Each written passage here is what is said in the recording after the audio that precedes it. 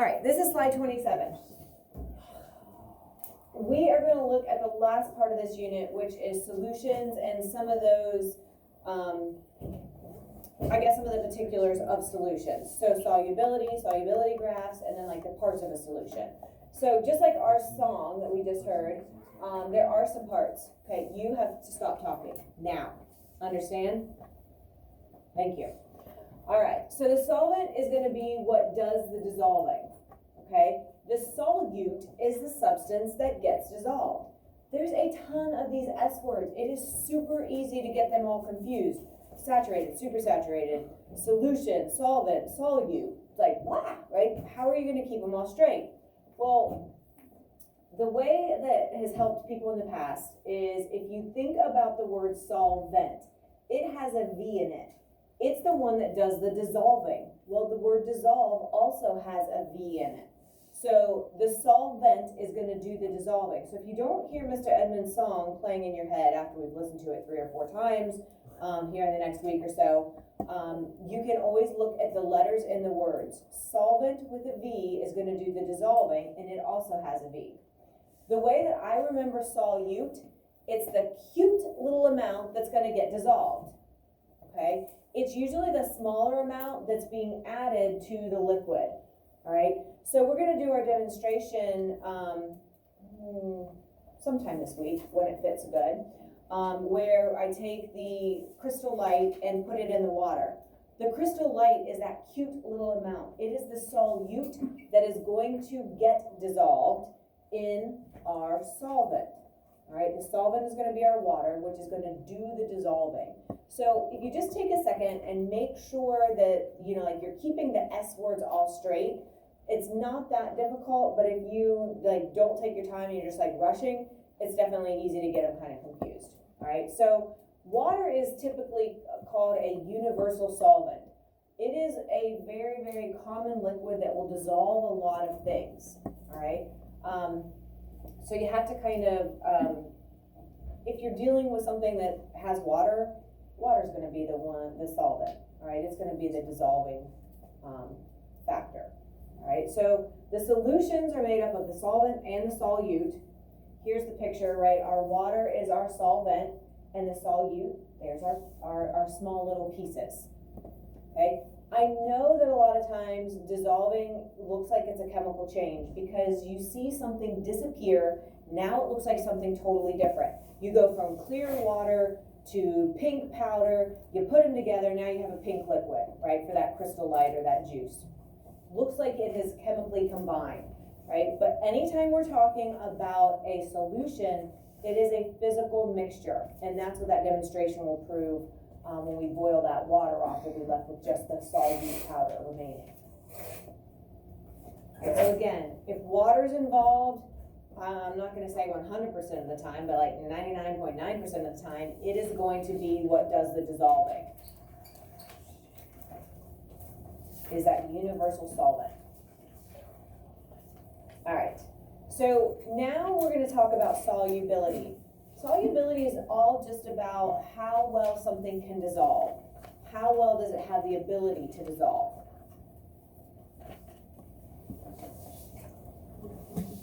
And there's 3 types. Okay, so we have something that is called an unsaturated solution, right? Unsaturated. Oh, let's go back to this. Unsaturated means that it can hold more solute than you would expect. So it can hold more of the powder, it can hold more of the sugar, it can hold more of that salt, right? It can hold more of that cute little amount that you're adding to the solvent, right? So it can keep adding more and more and more of it, all right? Saturated means that it's holding just the right amount, okay? Where it can't hold any more without becoming super saturated, but it's holding just right. Supersaturated is where it is holding more than you would expect it to be able to hold. And to make something supersaturated, usually you have to do something to it. You have to either stir it excessively, you have to heat it. Those are the 2 things that will allow something to become supersaturated. And we'll watch a video that shows this process.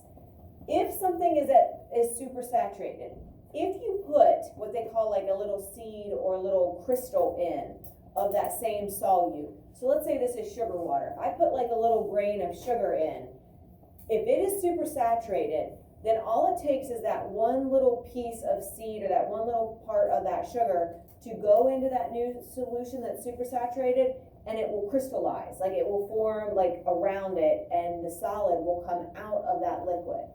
All right, we call that coming out of the liquid precipitate. And if you think about, like, we know what precipitation means, like if it's snowing, if it's raining, if it's hailing, that precipitation, right? So the reason they call this precipitate is because a solid is coming out of solution. When something precipitates in nature, right, it's coming out of the sky in form of maybe a solid or a liquid. All right, so that's how they kind of get that name. So the precipitate is where you get these chunks of sugar, and on the video that we're going to watch, it's going to show this. You'll see these big chunks that kind of attach and start forming this giant sugar crystal as it's in that supersaturated solution. All right, so saturation is where it's containing all that solute at a given temperature. Unsaturated, it can still dissolve more. What's the prefix un mean? If I say you guys are uncontrollable today, you're what?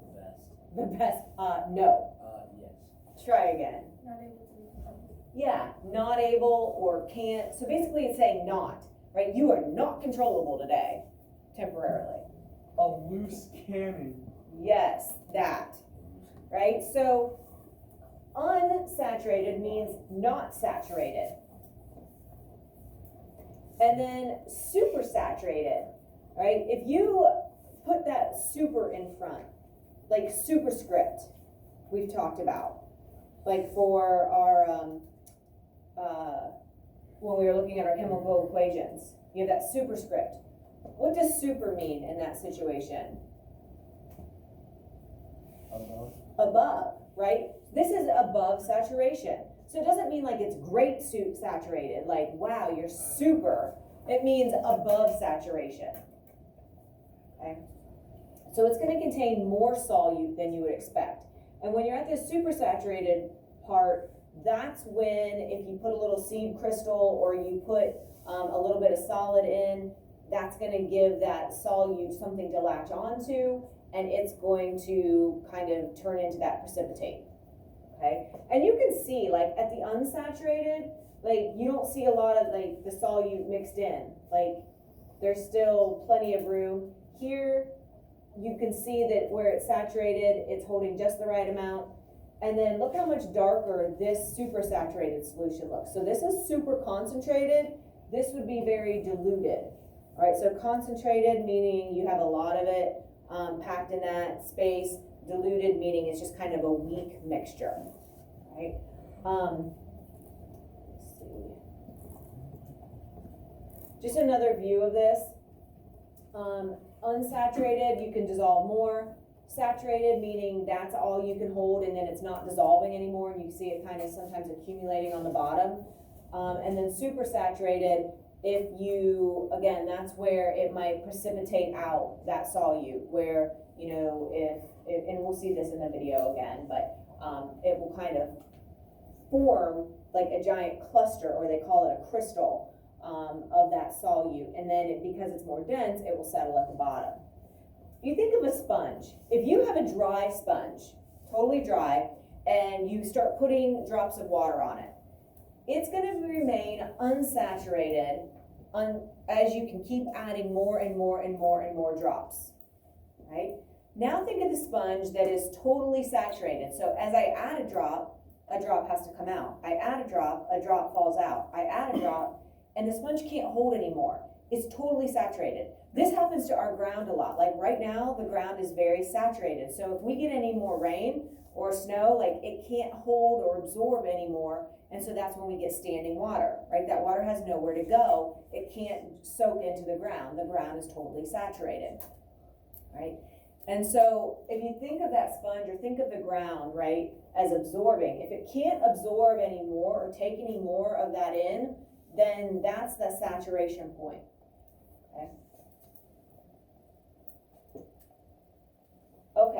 So here's some things that are gonna affect solubility. Let me ask you something. When you make like Crystal Light or Kool-Aid, what do? Somebody tell me the process.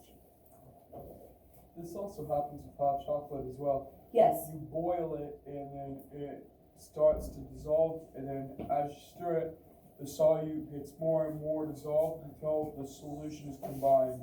Beautiful. He even included two things. Now, if you're making hot chocolate, I totally agree with the temperature. If you're making Kool-Aid though, do you normally heat it? Not usually, right? I mean, I guess maybe you could, but not normally. Like on a hot summer day, you're making some Kool-Aid, you're not gonna need to boil the water. What do you have to do though? Stir it or shake it, right? So like if you put in, like if you have like just a 16-ounce bottle of water and you put in like one of those little Propel packs or something, right? You can put it in, you don't have to stir it, but you do have to shake it up, or else you're just gonna take a big drink and get a big glob of the solute or that powder. That happened to me once. It's not good. Not good. It probably made your mouth water because it was so strong and Yes. yeah. It was awful. Okay, so we naturally know, stir it. That'll make it dissolve, okay? If you heat it, it will make things kind of dissolve a little bit better. So those are some factors that are gonna apply. Here's why temperature or motion is so important. Because what you're doing is you're actually at the molecular level, you're increasing the motion of those molecules. And when that happens, it allows more of that solute to kind of fit into the solvent, or in most cases it's water. So allows that powder, that solute, to fit into the spacing of the H2O molecule. It allows it to fit in or kind of hide up in there. That's why it looks like it disappears, because it kind of gets in there with the water molecule, and it looks like it kind of, it basically hides it. And so it looks like it's all one thing now. So heating will cause this to happen. Stirring will allow this to happen as well. So both of these involve motion, and this is probably the trickiest part of this whole unit. People get confused, like for some reason, even though we all know stirring things and shaking them will help things dissolve, it's all about the motion. It allows that solute to get evenly spread around and to fit into those molecules. Not chemically combining, but just getting nice and close to them, yes. The heating speeds up things at the molecular level. You combine that with stirring, that makes things go ultra super fast. You are correct. Because the molecules are like, whee, all over the place. They are, and it allows them more opportunity to get together with those water molecules and get close to them. That's why it disappears, because it's all together, but it's not chemically combined. It's basically like, hey, water, H2O, can you hide me? And then it disappears. You got it. You got it down. Exactly. So there's one final thing that is going to be a really important factor, and it has to do with surface area. So the size of the particles involved. Small particles are going to dissolve faster. So here in this tray, I have a sugar cube. Okay. Now, this is more, people use these more like kind of more olden days, like do you want 1 lump of sugar or 2 in your tea? Like it's more kind of a fancy, we don't really use it. My grandma always had a dish of sugar cubes, and she was very old fashioned. She had like the little tongs and you could pick them out. Like, has anybody ever seen that? Like, it's not used very commonly like in our generations as much, but you can still buy sugar cubes. And so this is about 2 grams worth of sugar. I also have 2 grams worth of sugar in the tray, but it's in the granules. Okay, so like you can roll them around just like the normal sugar that you would experience. So I'm gonna walk around, and basically it'd be like taking this sugar cube and crushing it, and that's what I have in the tray. All right, it's pretty easy to see. Wow, I've never seen a sugar cube before. You've never seen one? Yeah, they are pretty cool. And like the sugar cubes, like you can actually feel like the little granules of sugar. Sugar kind of coming off on my fingers. Like I can feel it. It feels just like these little granules. So if you think about dissolving this, putting one in 100 milliliters of water and the milliliters of water. Which one do you think is gonna dissolve quicker? Who thinks the cube? Who thinks the granules? Pretty common sense, right? So like if they're the same temperature, you have the same amount of solvent or water, and you're stirring the same, right?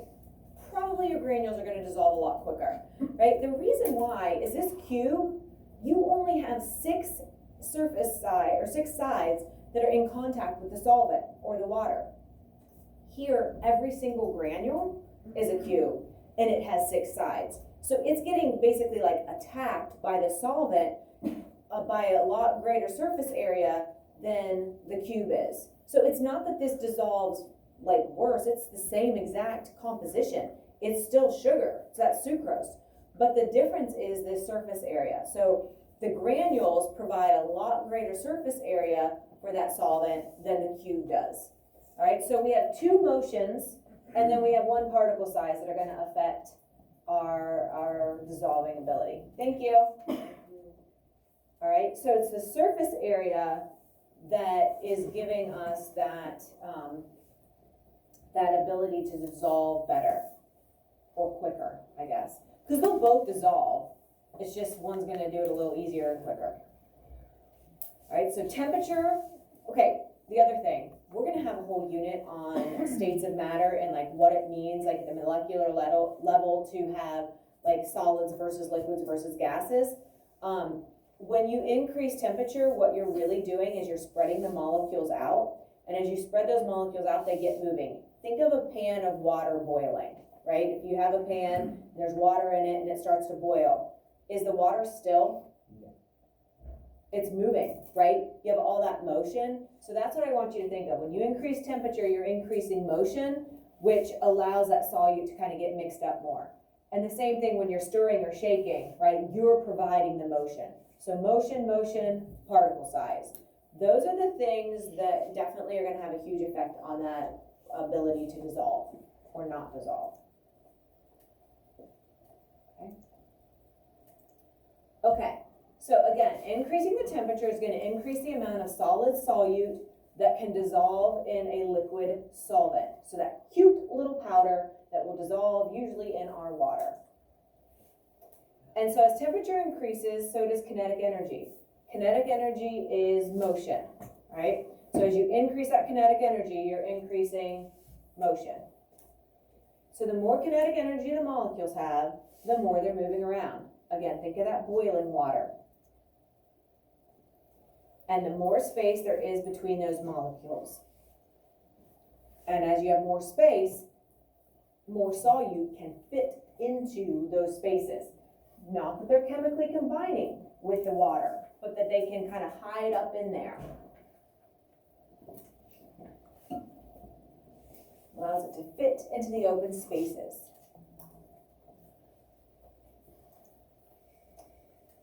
Okay.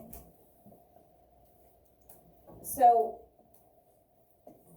when we add solute, powder, that cute little amount, whatever it may be, salt, sugar, it is going to actually lower the freezing point, making it where it has to be colder for something to freeze, because that solute is there kind of disturbing those molecules from coming back together. When they come together, that's when they kind of form into the solid version. All right, so think about this time of year. When it gets to be snowy out, what do they put on the roads? They put salt, right? Salt will not only give you your vehicle a little bit of traction, but it also actually lowers the freezing point. So if they treat the roads before it freezes, then that's going to allow that sleet or snow or whatever it is to have to be even colder than 32 degrees Fahrenheit to freeze. And so it keeps the road safer. So not only does it give you a little bit of traction, but it actually lowers that freezing point. So it's kind of a 2-for-1, right? You get 2 benefits out of putting that salt on the road, okay? Because that solute gets in there and it disrupts those molecules from coming together. And as they come together, that's when you form into the solid from the liquid. right? So as they're in the liquid, they're spread apart. The solutes fit in there, kind of blocking. So it keeps those molecules from coming back together, forming the solid, which is ice, which makes things very dangerous for us if we're driving and walking places. So those solute particles interfere with the crystal formation during the freezing process. And that is why we use it on our roads and sidewalks and things, walkways.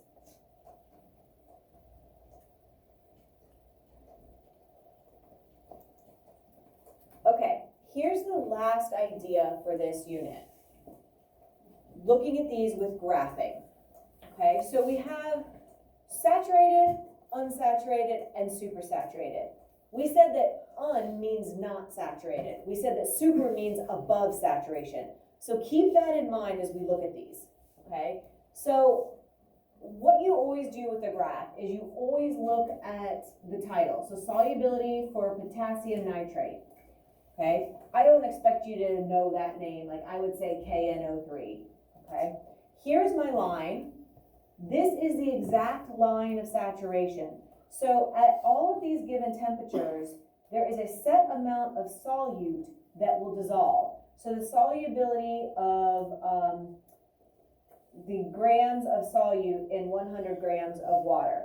So this is my potassium nitrate grams over here. This is my temperature in degrees Celsius. So anything under my saturation line is unsaturated. Under. Anything over this line, so this whole area here, that is all super saturated. It's above saturation, right? So this line is kind of like the dividing line. Under it is unsaturated, over it is supersaturated, okay? If a point is exactly on the line, so on this green line, it's at 90 and it's at 50, that is the exact perfect saturation. It's like Goldilocks, right? The bears had 3 beds.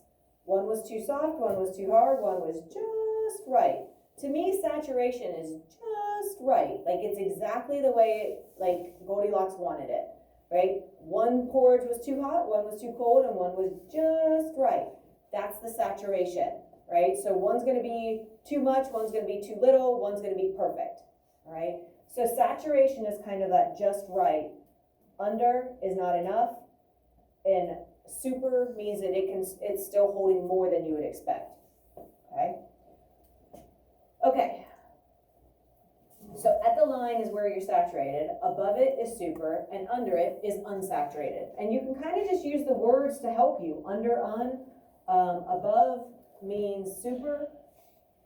So those prefixes are basically telling you where on the graph you're looking. Above the line, under the line, exactly at the line. So there's a lot of different questions that can be asked based on this type of graph. Okay, so let's take a look. So if you have multiple lines, the first thing you need to do is make sure that you're looking at the correct line that's being asked. I have most of these type of questions like online so that you can see like colored lines, because sometimes that helps. So if you're looking at this, it says 100 grams of solute. So my amounts are always going to be on the side. My temperatures are always going to be on the bottom. So it says at 100 grams of solute. So I'm going to go up to 100, and it says at 57 degrees Celsius. So I'm going to go here. I'm between 55 and 60. So, I mean, kind of like split that in the middle, and my 100. So I'm going to find where those two intersect, right? Which it looks like it's on this line here, which is my potassium nitrate line. All right, so I went from 100 and I went to about 57, right? So it's right here on this line. And that's the best way to do it. Put your finger on one of them and go over till you hit a line. Put your finger on the temperature below and go up until your fingers meet. And then the line that it landed on, in this case, was the potassium nitrate. All right, so now it says, this is another way it could be worded. how many grams of Ki or potassium iodide were used if it dissolved at 15 degrees Celsius? So I'm going to find my potassium iodide, and I would tell you that this is the Ki. I don't expect you to know the names. If like you wouldn't know which line it is, just ask if I mess something up. But I think I've got them all identified well for you, like on practice stuff. So here's my potassium iodide, and it says at 15 degrees Celsius. So all you do is go to 15, and you go up till you hit the potassium iodide line. Not this one, not this one, not this one. It has to be the line that the question's asking about. So 15 up to here. And so it wants to know how many grams. Well, this is my gram line over here. So I'm going to hit that over. And I'm between 150 and 160. So probably right about 155 grams. And if you have my tools aren't pulled up correctly, or else I could be drawing these on there, but you're always welcome to draw a line from 15 till it hits the line and then draw a line over. Okay. And then it says, what kind of solution is found at 75 degrees Celsius with 70 grams of potassium chlorate? So I'm going to find my potassium chlorate right here. Okay. It says 75 degrees Celsius and 70 grams. So 75 degrees and 70 grams puts me right here. Okay? So if I am right there, and this is my potassium chlorate line, am I above the line? Am I on this line, or am I under the line? Who likes above? Does anybody like that you're on the line? Anybody like that you're under the line? Very good. So this is considered super saturated. Okay?